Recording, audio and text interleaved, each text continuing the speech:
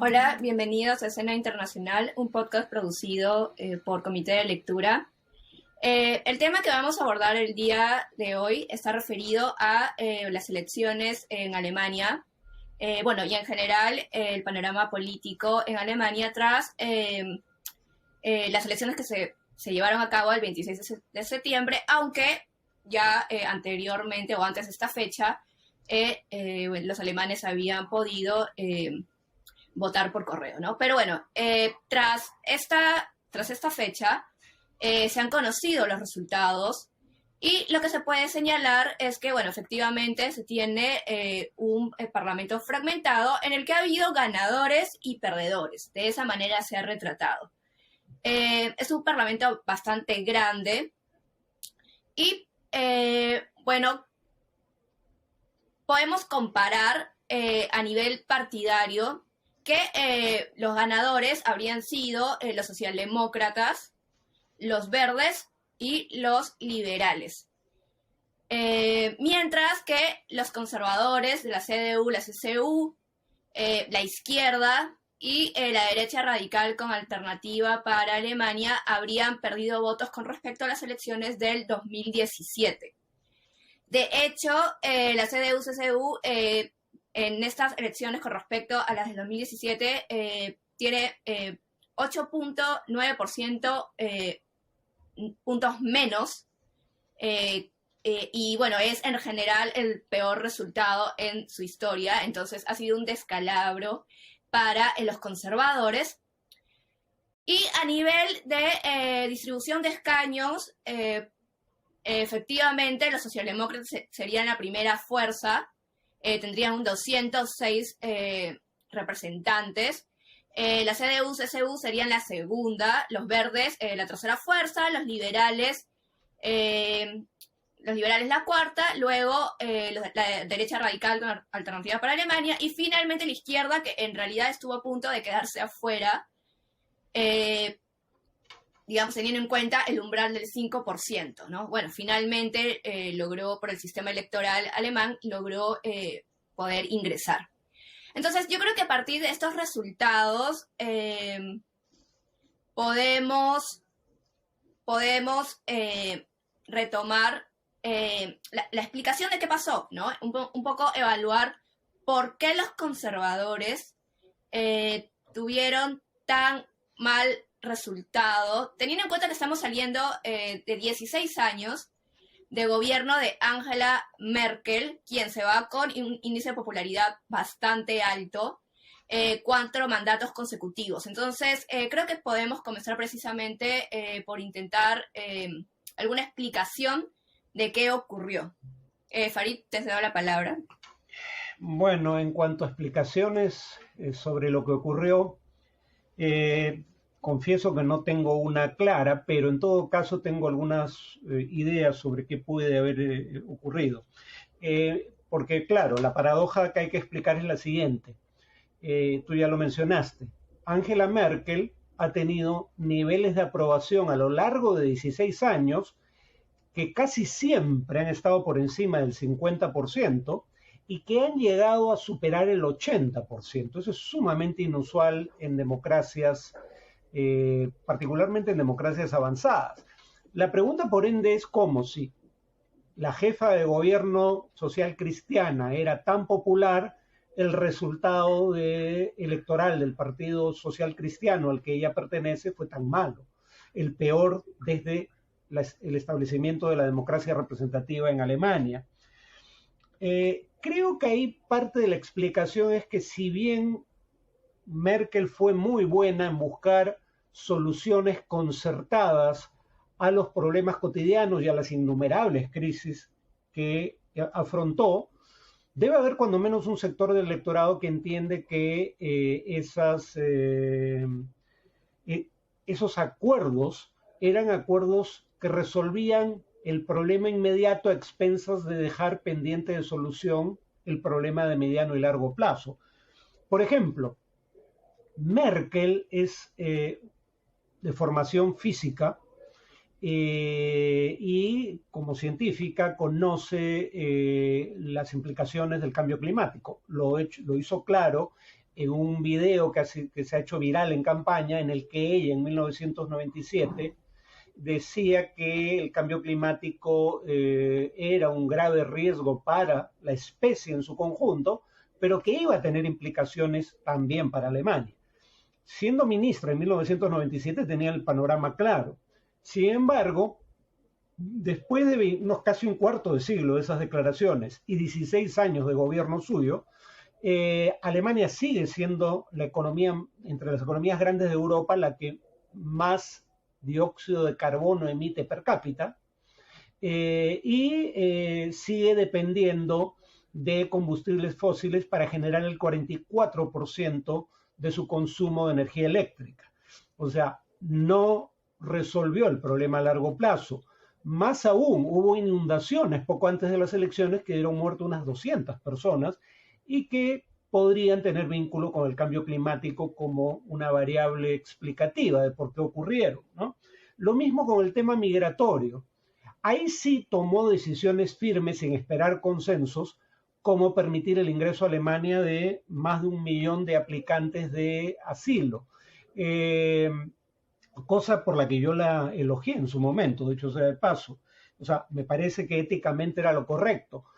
Pero no hubo un acuerdo paneuropeo en torno al tema migratorio, sobre todo en torno al tema del asilo, eso es un pendiente al día de hoy. Si vuelve a haber una crisis migratoria, Europa va a seguir sin un acuerdo base que regule el problema. Y además, cuando se dio cuenta que le estaba afectando políticamente, recordemos que esta es la etapa en la que crece la derecha radical, Alternativa para Alemania, en lugar de continuar con la política de puertas abiertas, lo que hace es, para decirlo claramente, sobornar a Turquía para que detenga el flujo de solicitantes de asilo que transitaba por su territorio rumbo a Europa. Bueno, ya mencioné un hecho que también podría ayudar a explicar por qué le va mal a los socialcristianos. Merkel, que había manejado tan bien la mayoría de problemas durante la mayor parte, por lo menos en el corto plazo, durante la mayor parte de su gobierno, de 4 periodos, ¿no? 16 años, maneja mal el tema de, bueno, ahí también hay la duda de que en qué medida era responsabilidad federal y en qué medida era responsabilidad de los estados.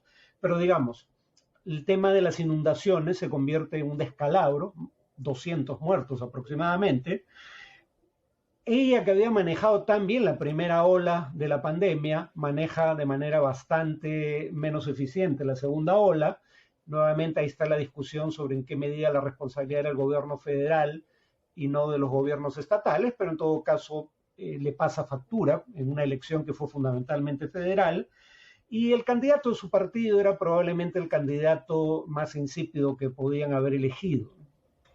Sí, de hecho, algo que se ha dicho de Merkel es que podría decirse que fue una buena gestora en términos generales, pero que no habría sido exactamente, o no habría conllevado algún tipo de fuerza transformadora. Entonces, algo que se ha señalado es que podría caracterizarse de alguna manera su gestión más como una política o más bien una situación de estancamiento por parte de Alemania, ¿no? Uh-huh.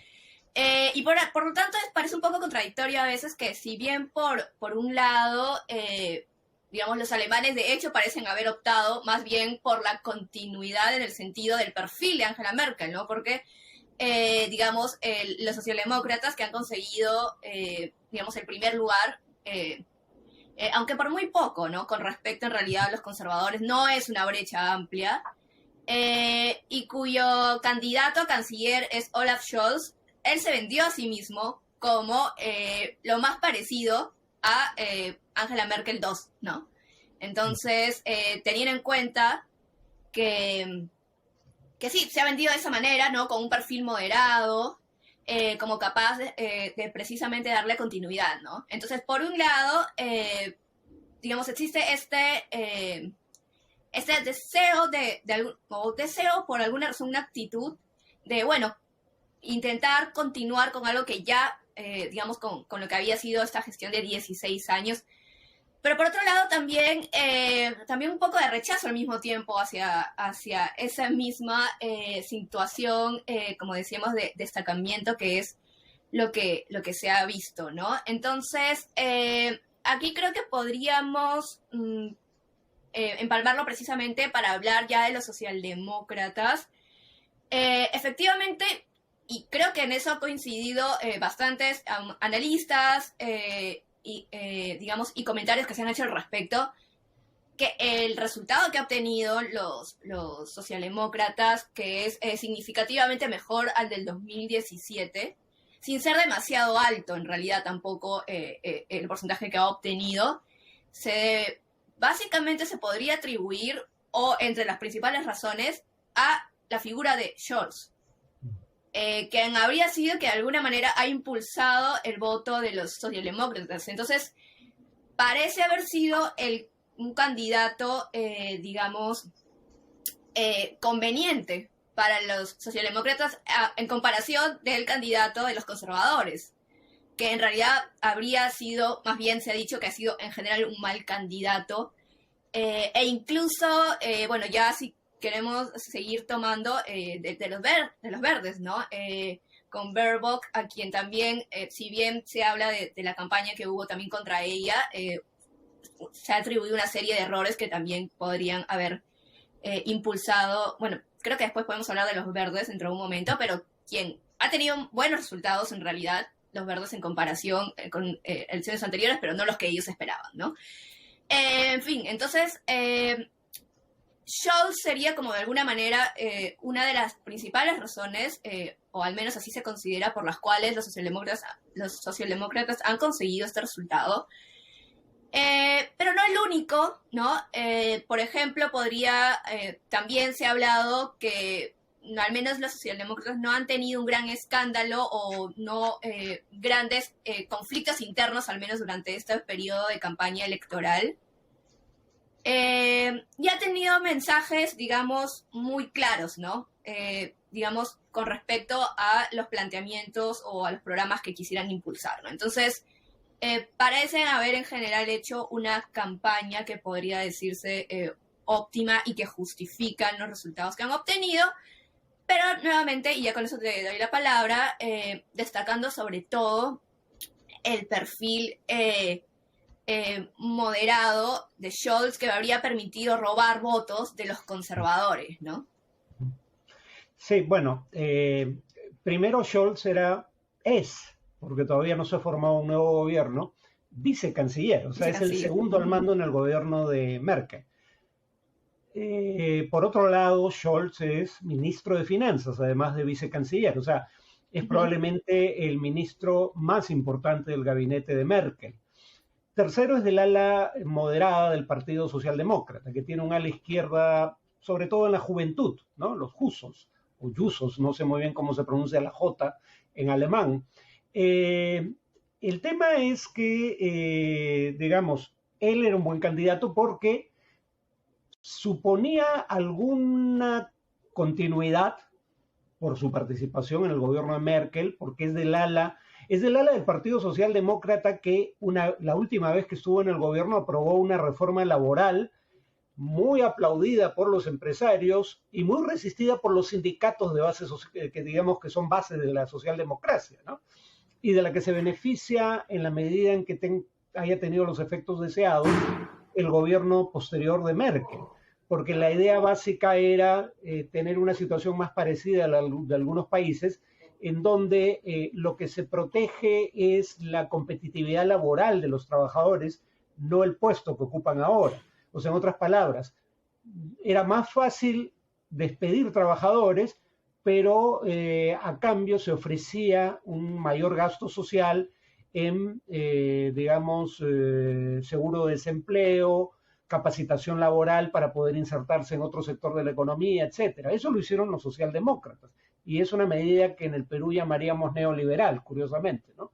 Entonces, Scholz garantizaba suficiente continuidad con la posibilidad de un cambio en algunos temas que no fueron temas que afrontó decisivamente Angela Merkel. Ya mencioné el caso del cambio climático, un tema que es más caro a los socialdemócratas que a los socialcristianos, pero más caros aún a los verdes, que son los posibles socios de coalición de los socialdemócratas.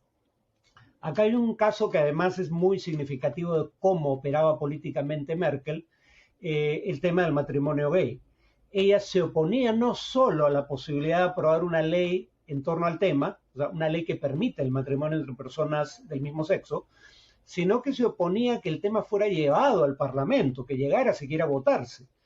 Sin embargo, cuando enfrenta una situación en la cual tres posibles socios en un eventual gobierno de coalición, porque había elecciones en el horizonte, socialdemócratas, verdes y liberales, dicen que ellos no solo apoyan el matrimonio entre personas del mismo sexo, sino que no harían coalición con partidos que no apoyen esa medida, básicamente los socialcristianos, es que Merkel finalmente acepta que el tema se vote en el Congreso, en el Parlamento, pero además acepta que se libere a los militantes de su partido de la obligación de votar según consigna partidaria y emitan un voto de conciencia. Entonces, entre estos tres partidos que mencioné, más la izquierda, más un sector del partido de los socialcristianos, se logra aprobar el matrimonio gay, pero ella, que finalmente había cedido a que se vote y a que se vote según la conciencia individual, no según consigna partidaria, vota en contra. O sea, siempre trata de buscar la solución que le permita capear el temporal político que podría estar asociado al tema, ¿no?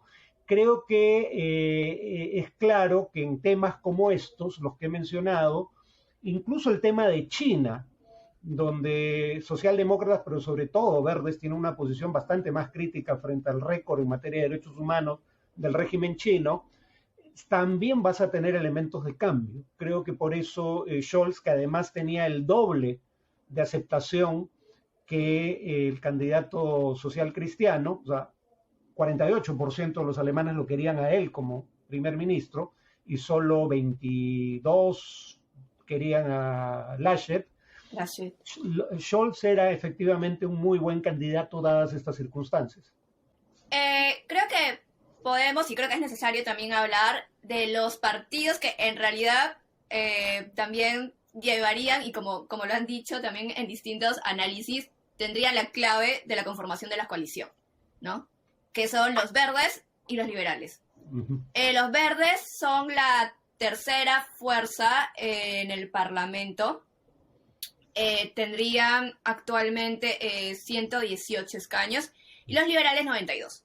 Ellos ya se han juntado, han comenzado a negociar o a conversar. En realidad hay bastantes discrepancias entre ambos partidos. Y acá ya parecería ser la inversa, ¿no? Más bien serían ellos dos quienes estarían primero coordinando para ver quién va a ser quizá el socio mayoritario. Si los socialdemócratas, que bueno, en principio les tocaría a ellos, porque son los que más son la mayoría, digamos, o al menos los que más porcentaje de votos y los más escaños han obtenido. Digamos, los verdes también en principio estarían más orientados a conformar una alianza, ¿no? O una coalición con los socialdemócratas, mientras que los liberales, como ha sido también más común a lo largo, digamos, de la historia, por lo menos, por ejemplo, en el siglo XX, con los conservadores, ¿no? Pero ellos tienen ahorita, de alguna manera, pasa por ellos también la posibilidad de conformar una coalición en los próximos meses, ¿no? Digo meses porque puede durar bastante, en realidad, las negociaciones, ¿no?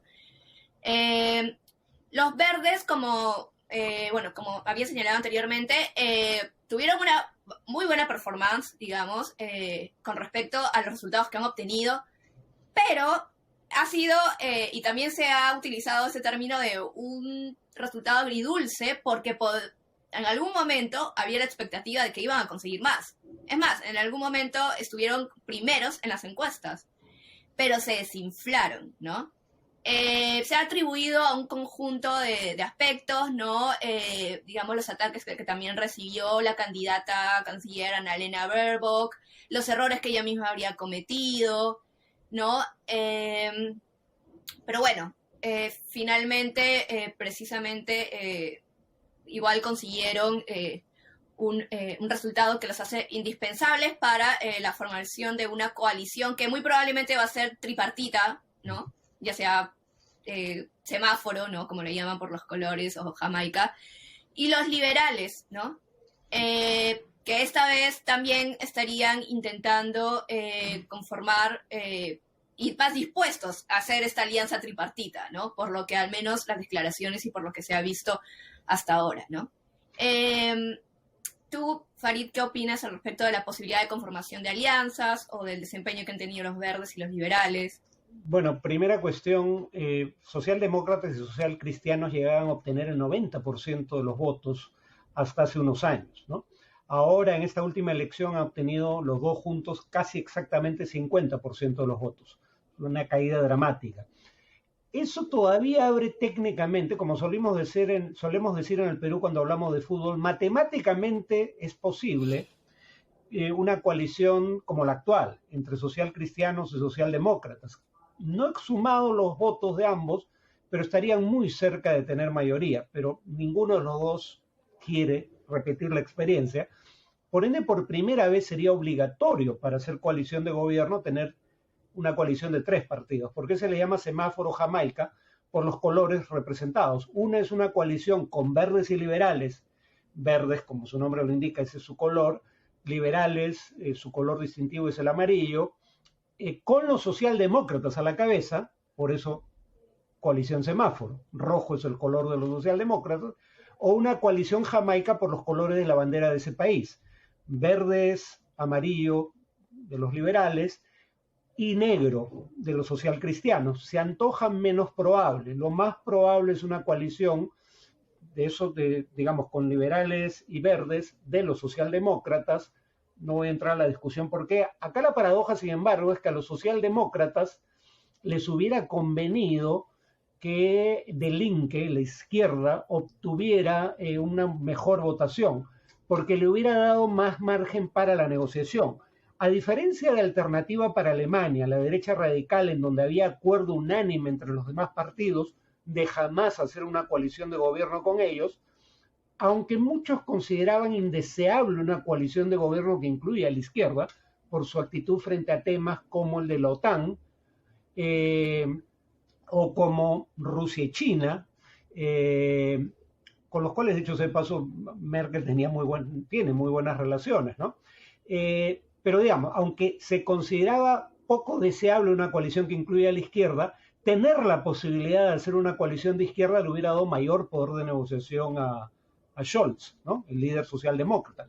Pero ahora está surgiendo una posibilidad de que la voz cantante en la formación de coaliciones, bajo el improbable caso, sin embargo, de que se pongan de acuerdo entre sí, sería, digamos, la de verdes y liberales, que están conversando entre sí un acuerdo de mínimos y de líneas rojas, y si llegan a un acuerdo de ese tipo, negociarían conjuntamente tanto con socialdemócratas. Primero, han concedido que primero van a negociar con los socialdemócratas, pero sin excluir la posibilidad de una alianza con los socialcristianos.